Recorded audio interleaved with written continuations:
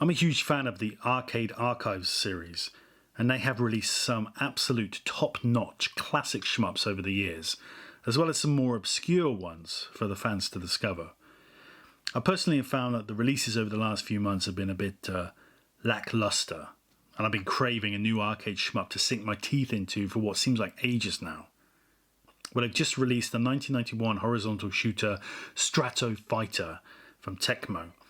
So let's see if this is the shmup I've been waiting for, or if it should be locked away in the archives forever. Now, if you haven't subscribed to Horizons Anew, please do so now. Horizons Anew needs you to subscribe. And remember to tap the bell icon so you always know what's on the horizon. I always find it a bit strange when there is no music playing for an opening screen on an arcade game.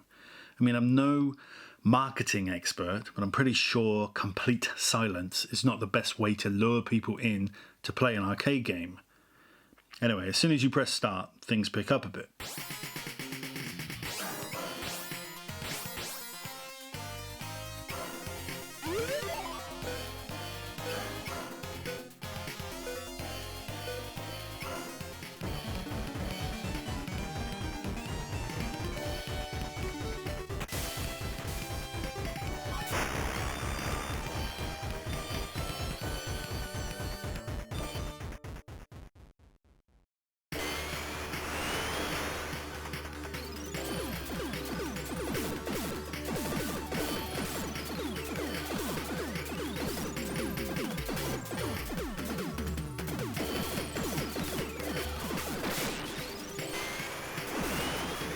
Now, the first 20 minutes of playing this game were, how can I put this politely?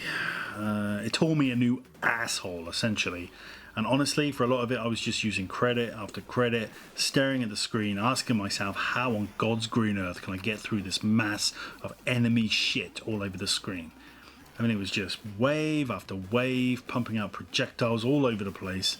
And because I kept dying, I was not retaining any of the power-ups. My weapons were like pea shooters. And this was on easy, by the way.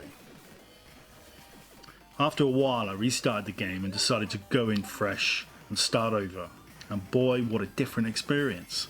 This time I was prepared for the difficulty, and I made a massive effort to stay alive.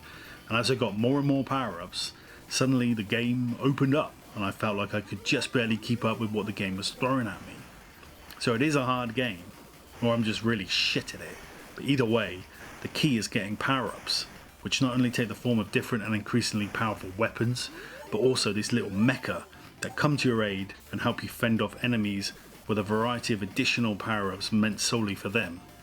They are really awesome, and you can see their little animations as they fight, which is cool and gives them a lot of character. You can also collect 3 shield power-ups, and this will grant you a shield that surrounds your ship and can sustain 3 hits. If you can stay alive long enough to collect these power-ups, the game becomes infinitely more manageable and enjoyable.